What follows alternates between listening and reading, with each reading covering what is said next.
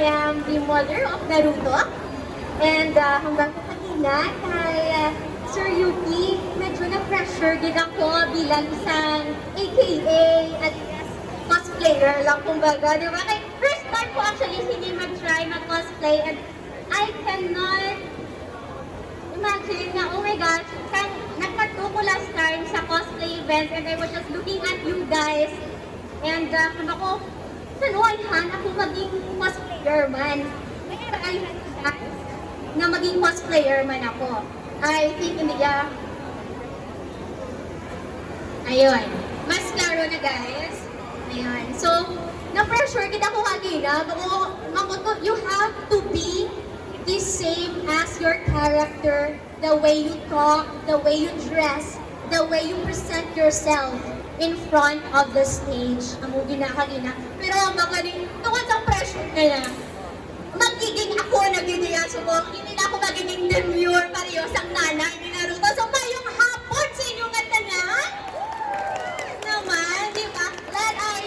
Let me give you na the first slide sa ako yung presentation. God, gahurog ako na kabot. My gosh, actually, yeah, I will explain nga gahurog ako sa let's do it.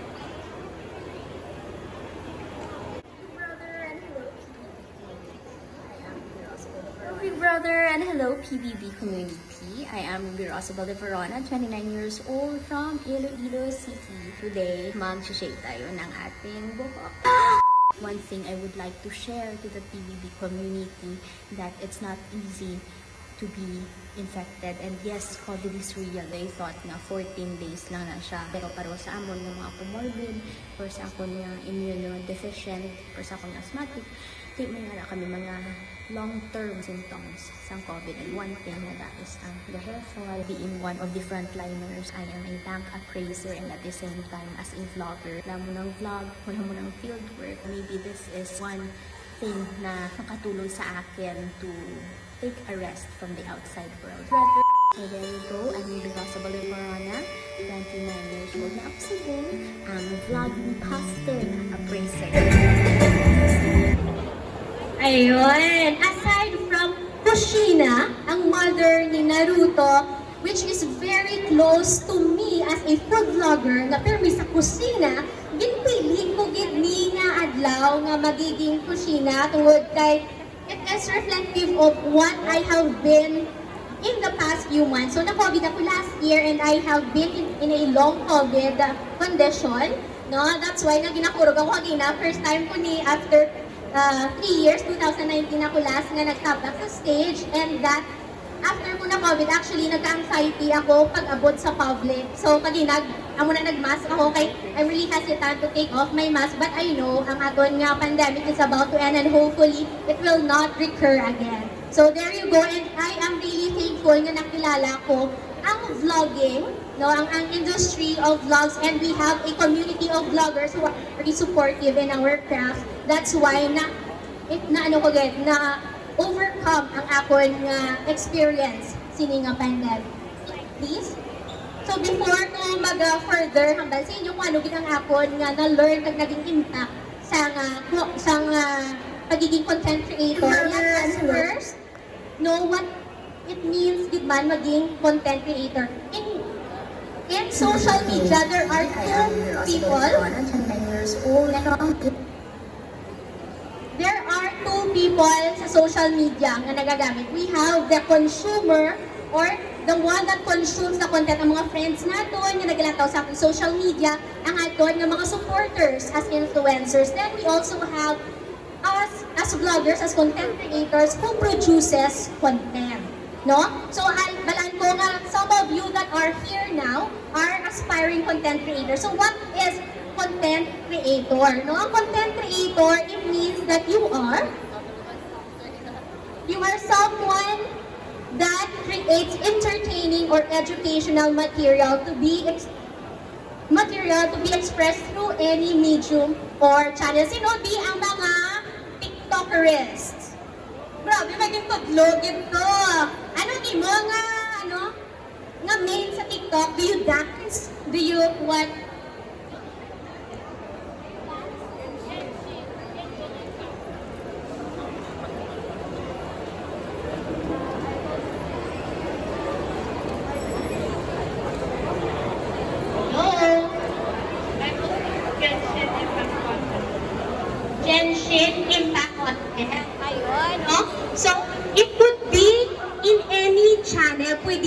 YouTube, pareho sa amon, pwede sa Facebook videos, or even TikTok. It's either you create content to entertain, like Madam, no? Kanina, nag-dance siya sa YouTube. You could also make content through tutorials. Ginagin patok na patok. Why we go to YouTube? Kaya gusto ni natin mag-learn. Since it's either you entertain people or you educate people. Diba? So, nagsulod ako sa pagiging content creator. Basically, because I was stressed. Ang buto kanina sa akong nga video, if you have heard it, as a vlogger, no? Aside from being a vlogger, I am also an employee. I am a real estate practitioner. Stress na stress ako sa work since kapoy sa work, no? Kakambali, stress does not come from having too much work but not being able to do something.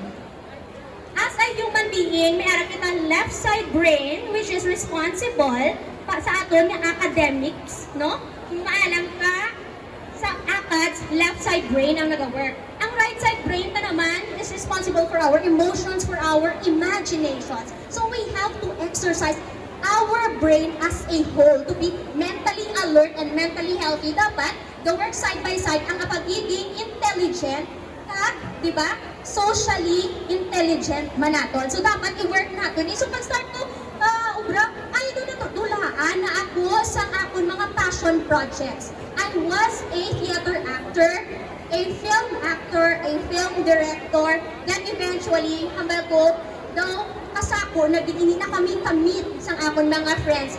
What else could I do that I could still nourish and expand my passion, keep it burning, biskan ako lang isa. Then I met vlogging. I met the Ilonggo vloggers and content creators, our community here in Iloilo. Nagtiragin ako nag-enjoy ng alhala, hindi galing inanglan nga mag face-to-face get para mag-enjoy kita kag ma-produce ang aton nga mga kinakahiligan, no? Pwede galing nga i-share naton dira sa online world. Then eventually, you could still keep on going and doing your passion. And here's my epic nga vlog. Hopefully, mabatian ang iyang sound. So, kung gusto nyo magkato diri, halika mo sa Magdalo Street, last sa Burger Drug Store, and you got to run!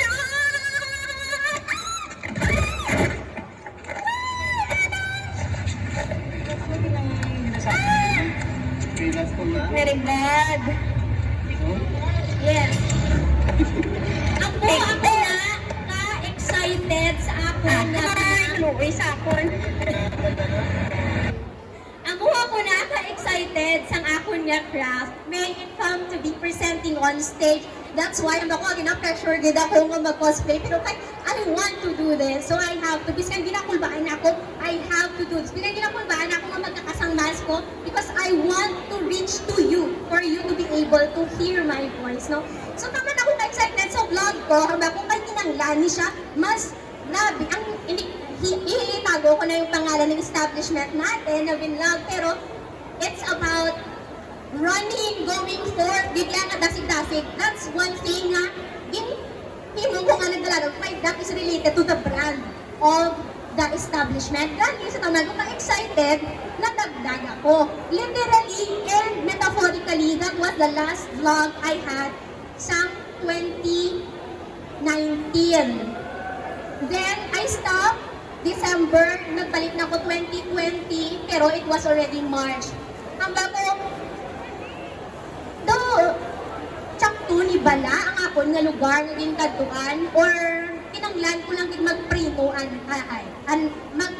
anay, no? Being a content creator, hindi lang kinanglan sang drive, kinanglan gid nga ilalano naton ang aton nga self, no? Nga astadiin ang kaya naton, astadiin ang pwede naton himuon nga hindi makasacrifice sa aton kaugalingon, nga hindi makasacrifice sa mga tawo nga nagapalangga sa aton, nga hindi makasacrifice sa mga supporters nga nagalantaw sa aton, no? So with content creation, tulad kanina sa ginhambal ko, di ba? It gave me hope.